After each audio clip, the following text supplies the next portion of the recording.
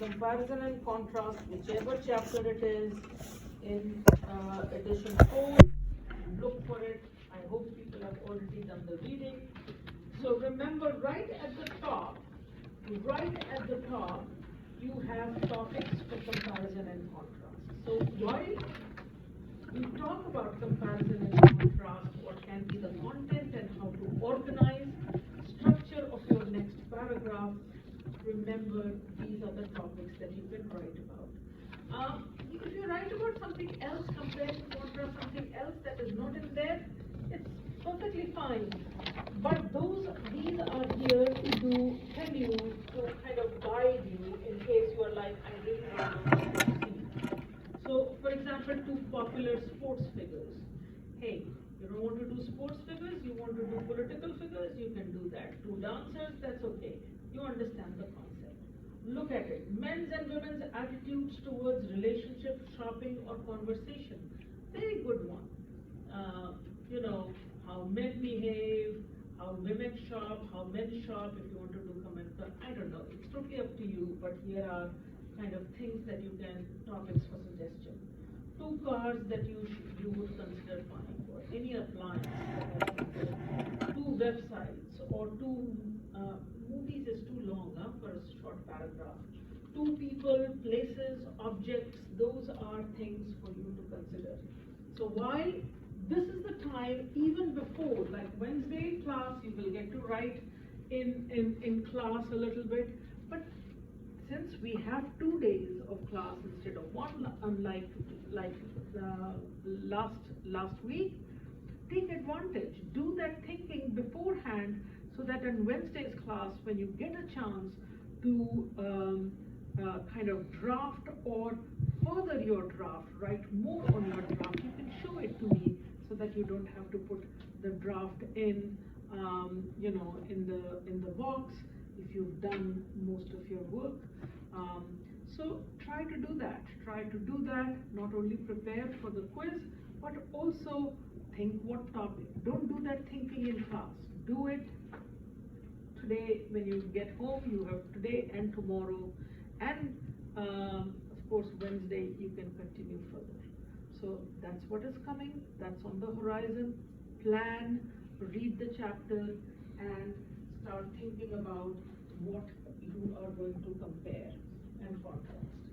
So before we even start, I don't know about the 4th edition, but there is a sample, like a picture on the 5th edition. It says comparison and contrast paragraphs, and then it gives you old words and meanings. Do you have that in edition 4? In edition 4 also? That's very good. Edition 4 has those pictures, new words, old meanings, right, and comparison and contrast. See the pictures? No. Go to the beginning of the comparison and contrast. Is this where the chapter begins? Yeah. This is what I mean. The pictures. Do you have the pictures? I don't know. No, you have it because you are not listening, Gloria. Where does the chapter begin? 4th edition. Page 115. You have it? Everyone has it? Yeah? Page 115. 115. Look at the pictures. I do want to. Why is it in comparison and contrast? Because I do want you to compare, the idea of comparing old and new. It is very, very common topic when you want to do, this is the way we were. This is I read it. Let's see. Yeah, Andre. There. Yeah. This is the one I'm talking, right? So, take a look at this, and you will understand how things change, right? Even in terms of language and meaning. How many of you know how dictionaries come about? Sometimes people tell me, if you don't know word, you just look it up in the dictionary. Of course you do that. But who puts them in the dictionary? How do new words in language come about? How do you think the dictionary people, how do they compile a dictionary? Does anyone have any idea how do they do that?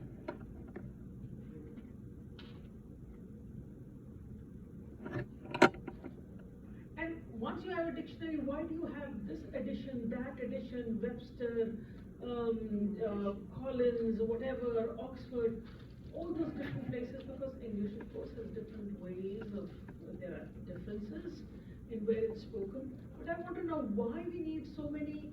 First of all, every year a new edition of the dictionary. And then how do dictionaries come about? Come on, think. For those of you, right? I say, look at your dictionary or thesaurus and find out what is it that you, like if you are struggling for words, look up the thesaurus. If you don't know the meaning of a word, look up the dictionary. How do dictionaries come about? We'll come to those pictures in a minute. Anyone, take a shot at it. You can only be wrong, as I say. No big deal. Who puts together dictionaries? People that figure out the meaning of the words.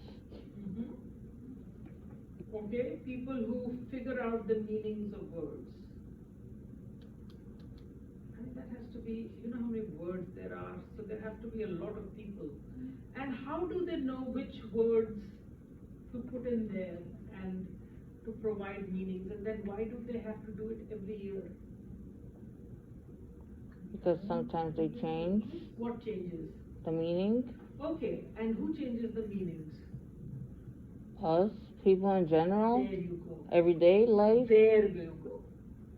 Very good, Julia. You know how they do it? It's everyday usage. We are looking at them thinking they are the authority. But you know how they compile? They literally monitor usage, everyday usage. People, they have people placed all over in different classes, whatever, areas, countries, and then they solicit different new words that are being used.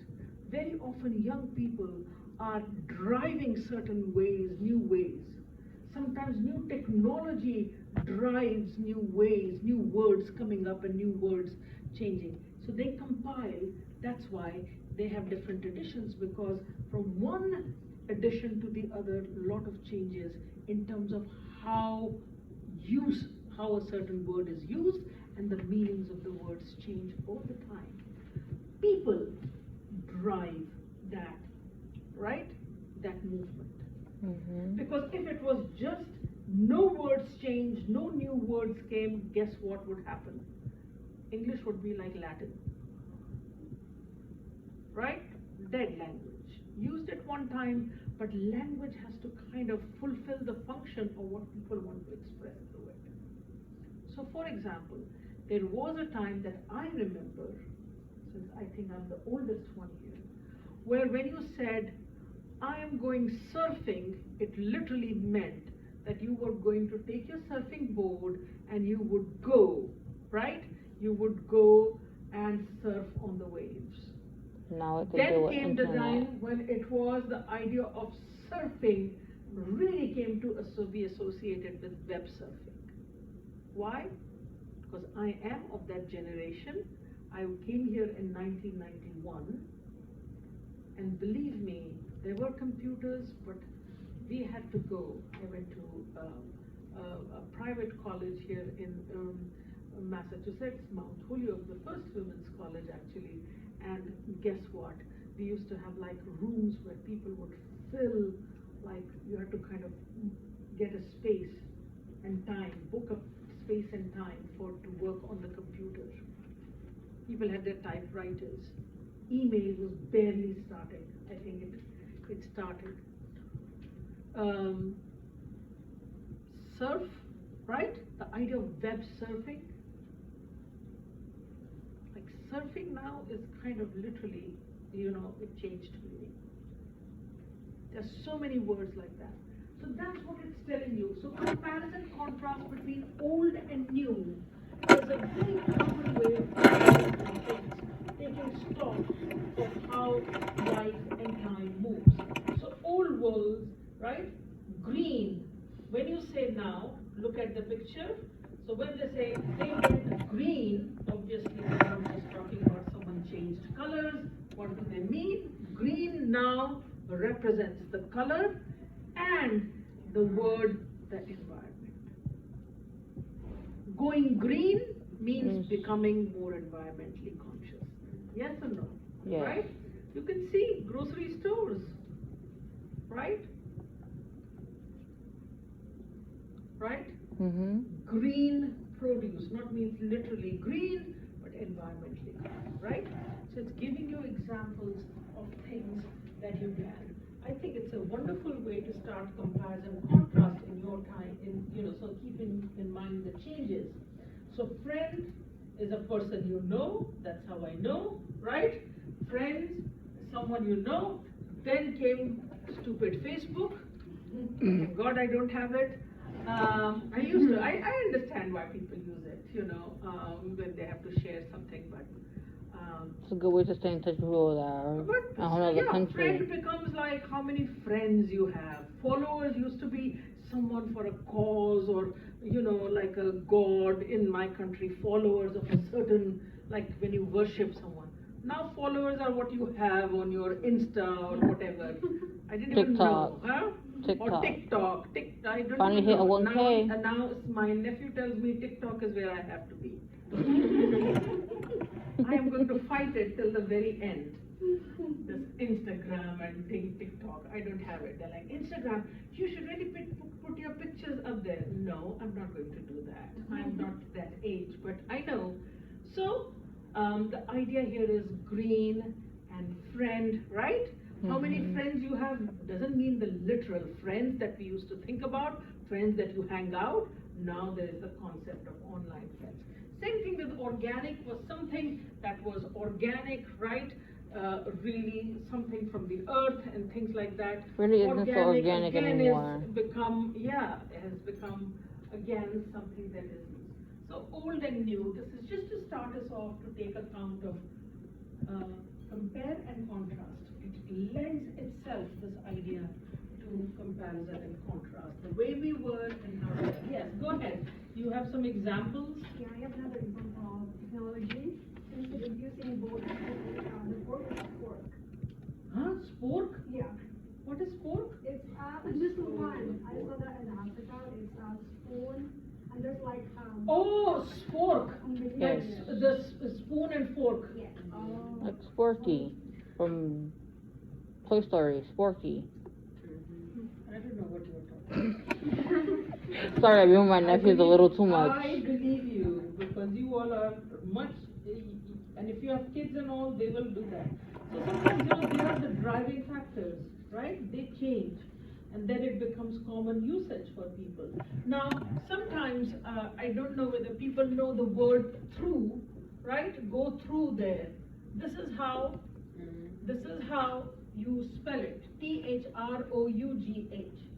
And guess what I saw in the dictionary, maybe in the American dictionary, they're like, now, since people are like, who wants to write this whole thing, you get confused. So people started writing through, and guess what? Now this is an accepted one in certain places, not in my classroom. But people write Good this. thing you just said that, because now I was going to start using that one. Shorter writing. Another thing, can I just say before we start, and it's like this concept of the way people speak, and young people are driving this change, which has been going on because I'm also a linguist. For past 10-15 years, I would say, that we are noticing this change, especially in composition classes, and you will notice, because you all use it too, I've seen it in your paragraphs too. No, slang is a different thing altogether. Slang is, when you say cool, and it was great and super, which you should not use in an academic writing. You can definitely use it to express yourself, because slang is also expressive. Slang is of certain group or people, and it is temporary and it changes, right? Yeah.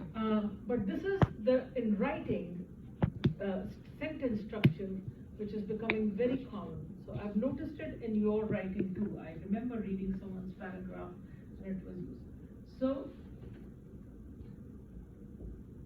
this is how now most people are writing.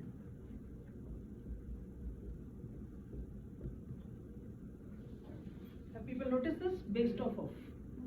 It's based off of. And I think now English teachers, composition teachers are fighting a losing battle because it is going to become very much acceptable. Still not in my class, by the way. I would just turn, when you want to say this, just say it's based on this idea. But now I think young people were the ones who drove this change based off of the idea. What is off of? And it looks so complicated to me. This one? Yeah. Yes. Yeah. You know what, people, that's what because they couldn't say, like, I keep changing it to like, how about just saying based on? Easy. Based off of. What? Totally gone beyond. Now I'm not even sure that I'm correcting it on people's page because I'm like, but sometimes I was like, no, I should correct it. But then I think it's very soon going to become part of the new way of speaking, you know, acceptable. But to me, it sounds too much complicated. But I won't say just the young people. It's now we are seeing it in other people too. It's like they're based off of.